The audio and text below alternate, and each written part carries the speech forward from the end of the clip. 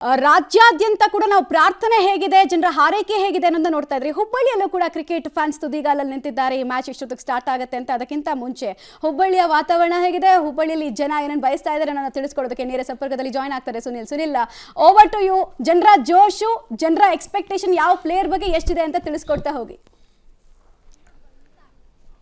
ಮಮತಾ, ನಿಜಕ್ಕೂ ಕೂಡ ಹುಬ್ಬಳ್ಳಿಯಲ್ಲಿ ಜೋಶ್ ಅಂತರೂ ಒಂದು ರೀತಿಯ ಹಬ್ಬದ ವಾತಾವರಣ ಇದೆ. ಮಕ್ಕಳೆಲ್ಲರಲ್ಲೂ ಕೂಡ ಒಂದು ಖುಷಿ, ಮ್ಯಾಚ್ ಯಾವಾಗ ಸ್ಟಾರ್ಟ್ ಆಗುತ್ತೆ ಅನ್ನೋದನ್ನು. ಸೊ ಅವರು ಖುಷಿ ಭಾರತದ ಒಂದು ಫ್ಲಾಗ್ ಹಿಡಿದು ಒಂದು ವಿಶ್ವಾಸನ ಮಾಡ್ತಾ ಇದ್ದಾರೆ. ಸೊ ಈ ವಿಚಾರವಾಗಿ ಇನ್ನೊಂದು ವಿಶೇಷತೆ ಏನಂದರೆ, ಈ ಒಂದು ಅಕಾಡೆಮಿಯನ್ನು ಈಗಿನ ಕ್ಯಾಪ್ಟನ್ ರೋಹಿತ್ ಶರ್ಮಾ ಅವರೇ ಬಂದು ಉದ್ಘಾಟನೆ ಮಾಡಿದ್ರು ಹುಬ್ಬಳ್ಳಿಗೆ. ಸೊ ಅದೊಂದು ವಿಶೇಷ. ಸೊ ಇಲ್ಲಿನ ಒಂದು ವಿದ್ಯಾರ್ಥಿಗಳನ್ನ ಮಾತಾಡಿಸ್ತಾ ಹೋಗ್ಬಿಡ್ತೀನಿ. ಎಷ್ಟು ವರ್ಷದಿಂದ ಕ್ರಿಕೆಟ್ ಪ್ರಾಕ್ಟೀಸ್ ಮಾಡ್ತಾ ಇದೆಯಾ? ಇವತ್ತಿನ ಮ್ಯಾಚ್ ಹೇಗೆ ನೋಡ್ತಾ ಇದೆಯಾ? ಈ ಅಕಾಡೆಮಿ ರೋಹಿತ್ ಶರ್ಮಾಂದು. ಓಕೆ ಮೇಡಮ್, ಈಗ ಮಹಿಳೆಯರಿಗೆ ನಮ್ಮ ದೇಶದಲ್ಲಿ ಇತ್ತೀಚೆಗೆ ಜಾಸ್ತಿ ಸ್ಕೋಪ್ ಸಿಗ್ತಾ ಇದೆ. ತಾವೊಬ್ಬ ಕ್ರಿಕೆಟ್ ಪ್ಲೇಯರ್ ಆಗಿ ಏನು ಹೇಳಕ್ಕೆ? ತುಂಬ ಖುಷಿ ಆಗುತ್ತೆ ರೀ. ಮಹಿಳೆಯರು ಎಲ್ಲದರೊಳಗೂ ಮುಂದೆ ಬರ್ಬೇಕಂತ ಹೇಳಿ, ಮಹಿಳೆಯರು ಎಲ್ಲದರೊಳಗೂ ಮುಂದೆ ಬರಬೇಕು. ಈಗ ಎಲ್ಲ ಕ್ಷೇತ್ರದೊಳಗೂ ಇರಬೇಕಂತ. ಮೇಡಮ್, ನೀವೇನು ಹೇಳಿ? ಈಗ ಇಂಡಿಯನ್ ಟೀಮ್ ಫುಲ್ ಕಾಂಪಿಟೇಷನ್ದಲ್ಲಿದೆ. ಇಷ್ಟು ಸೌತ್ ಆಫ್ರಿಕಾನು ಸೋತಿಲ್ಲ ಯಾವ ಮ್ಯಾಚಲ್ಲೂ, ಇಂಡಿಯಾನು ಯಾವ ಮ್ಯಾಚಲ್ಲೂ ಸೋತಿಲ್ಲ. ಚಲೋ ಆಗಿ ಇಂಟ್ರೆಸ್ಟ್ ಆಗಿರುತ್ತೆ ಅಂತ ನಾವು ತಿಳ್ಕೊಂತೇವೆ. ಓಕೆ, ಇಲ್ಲಿನ ಮಕ್ಕಳು ಒಂದ್ಸಲ ಚೇರಪ್ಪ ಆಲ್ ದಿ ಬೆಸ್ಟ್ ಹೇಳ್ಬಿಡಿ ಇಂಡಿಯಾ ಟೀಮ್ಗೆ.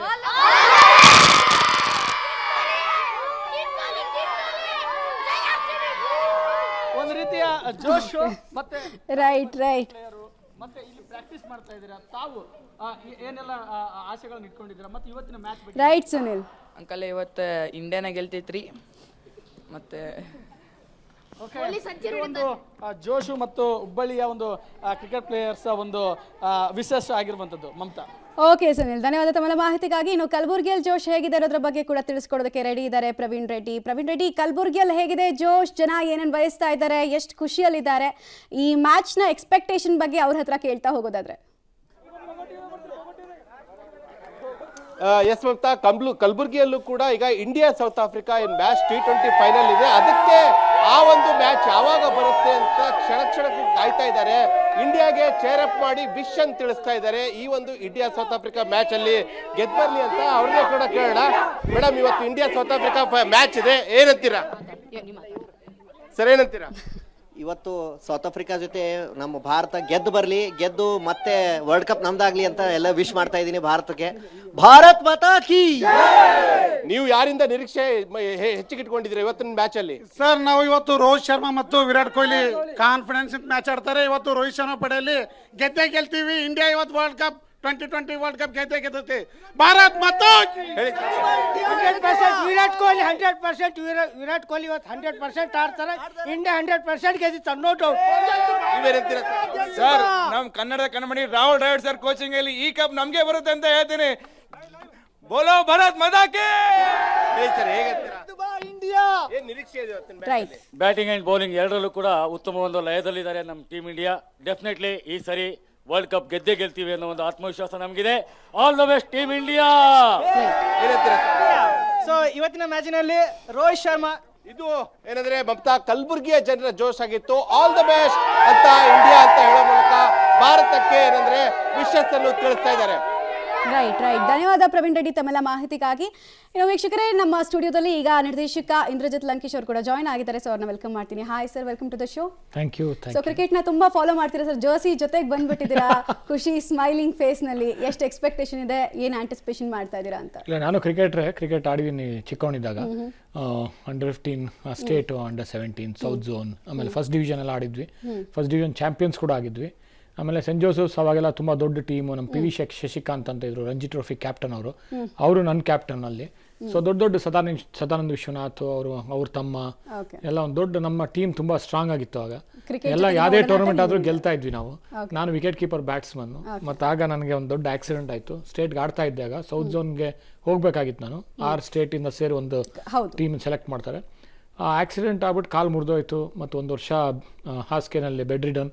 ಮತ್ತು ಒಂದು ರಾಡ್ ಹಾಕಿದ್ರು. ರೈಟ್. ಸೊ ತುಂಬ ಕಷ್ಟ ಆಯಿತು. ಅವಾಗ ಆ ಟೈಮಲ್ಲಿ ನಾನು ಕ್ರಿಕೆಟ್ ಬಿಟ್ಟಿದ್ದು, ಯಾಕಂದ್ರೆ ಮತ್ತೆ ವಿಕೆಟ್ ಕೀಪಿಂಗ್ ಎಲ್ಲ ಮಾಡೋಕ್ಕಾಗಲ್ಲ. ಇಲ್ಲ, ಕ್ರಿಕೆಟ್ ಬಿಟ್ಟಿಲ್ಲ ನೀವು, ಈಗಲೂ ಕೂಡ ಕ್ರಿಕೆಟ್ ಬಗ್ಗೆ ಅಷ್ಟೇ ಕ್ರಿಕೆಟ್ ಬರಗಾರ ಮತ್ತು ಕ್ರಿಕೆಟ್ ಬಗ್ಗೆ ಕ್ರಿಕೆಟರ್ ಮಾಡಬೇಕು ಅಂತಲೇ ಇದ್ದಿದ್ದು. ಇವಾಗಲ್ಲ, 20 years ಬಿಫೋರ್ ಅವ್ರು ಲಂಕೇಶ್ ಪತ್ರಿಕೆ ತುಂಟಾಟ ಸಿನಿಮಾ ತೆಗಿಬೇಕಾದ್ರೆ ಪ್ರೆಸ್ ಮೀಟ್ ಅಲ್ಲಿ ಅವರೇ ಹೇಳಿದ್ದಾರೆ ನಂಗೆ ಇನ್ನು ಅಲ್ಲೇನು ಹೌದೋ ಇಲ್ವೋ, ಇಲ್ಲ ಅಂದ್ರೆ ಪೇಪರ್ ತಗೊಬಂದು ಕಟಿಂಗ್ ತಗೊಂಡು ತೋರಿಸ್ತಾರೆ. ಒಂದು ರಾಮು ಎಂಬ ಹುಡುಗ ಅಂತ ಅವಾಗ ಬರೆದಿದ್ರು. ಹೌದು. ಅವಾಗ ಕ್ರಿಕೆಟ್ ನನಗೆ ಆಕ್ಸಿಡೆಂಟ್ ಹೆಂಗಾಯ್ತು, ಯಾವ ಥರ ಕಾಲು ಮುರಿಯಿತು, ಮತ್ತು ಹೇಗೆ ಒಂದು ಮಹಿಳೆ ಒಂದು ಪುರುಷನ ಜೀವನದಲ್ಲಿ ಎಷ್ಟು ಮುಖ್ಯ ಆಗ್ತಾರೆ. ಒಂದು ಮಹಿಳೆ ಯಾವುದೇ ರೂಪದಲ್ಲಿ ಬರ್ತಾರೆ, ಒಂದು ನರ್ಸ್ ರೂಪದಲ್ಲಿ ಬರ್ಬೋದು, ಸ್ನೇಹಿತರ ರೂಪದಲ್ಲಿ, ಗೆಳತಿಯ ರೂಪದಲ್ಲಿ, ಮತ್ತು ತಾಯಿಯ ರೂಪದಲ್ಲಿ, ಮತ್ತು ಹೆಂಡತಿಯ ರೂಪದಲ್ಲಿ, ಈ ತರ ಬಂದು ಮಗಳ ರೂಪದಲ್ಲಿ ಈ ತರ ಬಂದು ಯಾವ ತರ ವಾಸಿ ಮಾಡ್ತಾರೆ ಒಬ್ಬ ಪುರುಷನ ಅಂತ ಅದ್ಭುತವಾಗಿ ಒಂದು ಲೇಖನ ಬರೆದು ಅದು ಒಂದು ತುಂಬಾ ಅದು ಒಂಥರ ಕ್ರಿಯೇಟಿವ್ ಆಗಿತ್ತು ರೈಟಿಂಗ್. ಈಗ ವೀಕೆಂಡ್ ಯಾಕೆ ಇಟ್ಟವ್ರು ಹೇಳಿ ಫೈನಲ್ಸ್? ಫಸ್ಟ್ ಅದನ್ನ ಹೇಳಿ, ನಾನು ಹೇಳ್ತೀನಿ ಇಂಡಿಯಾ ಯಾಕೆ ಇಷ್ಟೊಂದು ಕ್ರೇಜ್ ಅಂತ ಈಗ ಹೇಳ್ತೀನಿ. ವೀಕೆಂಡ್ ಯಾಕೆ ಇಟ್ಟವ್ರು ಹೇಳಿ? ಯಾಕೆ ಯಂಗಸ್ರು ಬಂದು ನೋಡಲ್ಲ, ಸೀರಿಯಲ್ಲೇ ನೋಡ್ಕೊಂಡು ಕೂತಿರ್ತಾರೆ.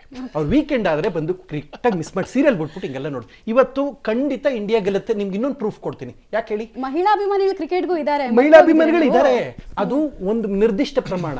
ಬಟ್ ಅವ್ರಿಗೆ ಸೀರಿಯಲ್ ಇಲ್ಲ ಅಂದ್ರೆ ಕಂಪ್ಲೀಟ್ ಪ್ರಮಾಣ ಅವ್ರಿಗೆ. ಈಗ ನೋಡಿದ್ರ ಕಲಬುರ್ಗಿಲಿ ನೋಡ್ರಿ, ಇದು IPL ವುಮೆನ್ ಟೀಮ್ ಗೆದ್ದಾಗ, ಇದು ನಮ್ಮ RCB ಅವ್ರು ಗೆದ್ದಾದ್ಮೇಲೆ ವುಮೆನ್ ಕ್ರೇಜು ಜಾಸ್ತಿ ಆಗಿದೆ. ಅದೇ ಹೀರೋಯಿನ್ ಗೆದ್ದಂತ ಹುಡುಗಿನ ಹಾಕೊಂಡು ಕಂಪ್ಲೀಟ್ ಸಿನಿಮಾ. ನಮ್ಮ ಬೆಂಗಳೂರು ಕರ್ನಾಟಕದವರೇ ಆದ ಶ್ರೇಯಾಂಕಾ ಪಾಟೀಲ್ RCB ಗೆದ್ದು ಎಷ್ಟು ಕ್ರೇಜ್ ಆಗಿದೆ ಅಂದ್ರೆ ನೀವು ನೋಡಿದೀರಾ. ಸೊ ಆ ತರ ಮಹಿಳೆಯರು ಇವಾಗ ಫಾಲೋ ಮಾಡ್ತಾರೆ. ಮುಂಚೆ ಪುರುಷರು ಮಾತ್ರ ಗೆಲ್ತಾ ಇದ್ರು, ಮಹಿಳೆಯರು ನೋಡ್ತಾ ಇದ್ರು. ಇವಾಗ ಮಹಿಳೆಯರು ಫೀಲ್ಡ್ ಗೆದ್ದು ಬಿಡ್ಯಾರೆ. ಇವತ್ತು ಆ ರೀತಿ ಮಾತು ಹೇಳ್ತೀನಿ ಫೈನಲಿ. ಇಷ್ಟ ದಿನ ಇವರು ಟೈಮ್ ಬರುತ್ತೆ ಅನ್ಕೊಂಡು ಎಲ್ಲ ಓಡಾಡ್ತಾರೆ. ಬರೀ ಕರ್ನಾಟಕದ ಅಳಿಯ ಅಷ್ಟೆಲ್ಲ ಫೇಮಸ್, ಕರ್ನಾಟಕದ ಸೊಸೆನು ಫೇಮಸ್ ಆಗ್ಬಿಟ್ಟು ಟೈಮ್ ಬಂತು. ಕರ್ನಾಟಕದ ಅಳಿಯ ಇಲ್ಲಿದ್ದೀರಾ, ಕರ್ನಾಟಕದ ಸೊಸೆನು ಫೇಮಸ್ ಆಗ್ಬಿಟ್ಟು ಟೈಮ್ ಬರುತ್ತೆ ಅಂತೀರಿ. ಇವಾಗ ಕೆಪ್ಪು ಗೆಲ್ಲ ಟೈಮ್ ಬಂತು ಅಂತ ನಾನು ಹೇಳ್ತಾ ಇರೋದು.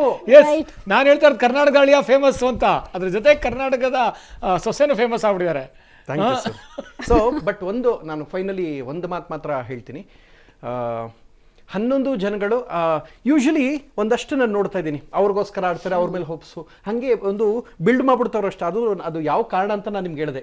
ಇದು ನನ್ನ ಲಾಸ್ಟ್ ಚುನಾವಣೆ, ನಂಗೆ ಓಟ್ ಕೊಡಿರ್ತಾರಲ್ಲ ಹಾಗೆ, ಇದು ಲಾಸ್ಟು ವಿರಾಟ್ ಕೊಹ್ಲಿ ಆಡೋದು ಗೆಲ್ಸ್ಬಿಡಿ, ಅದಲ್ಲ. ಪ್ರಾಮಾಣಿಕವಾಗಿ ಅವರು ಇನ್ನೂ 100 ಕಾಲ ಇದಕ್ಕೆ ಇದ್ದೇ ಇರ್ತಾರೆ, ಖಂಡಿತವಾಗ್ಲೂ ಇದ್ದೇ ಇರ್ತಾರೆ. ಆಯ್ತು, ಮತ್ತೆ ಮಾತಾಡೋಣ. ಸೊ ವೀಕ್ಷಕರೇ, ನೋಡ್ತಾ ಇದ್ರಿ ಕ್ರಿಕೆಟ್ ಕ್ರೇಜ್ ಬಗ್ಗೆ ಇನ್ನಷ್ಟು ವಿಚಾರಗಳನ್ನ ನೋಡ್ತಾ ಹೋಗೋಣ. ಹಾಗೆ ಈ ಕ್ರಿಕೆಟ್ನಲ್ಲಿ ಇನ್ನೂ ಸಾಕಷ್ಟು ಅನ್ಡಿಸ್ಕಸ್ಡ್ ವಿಚಾರ ಇದೆ, ಅದೇನು ಅಂತ ಕೂಡ ನೋಡ್ತಾ ಹೋಗೋಣ ಬ್ರೇಕ್ ನಂತರ.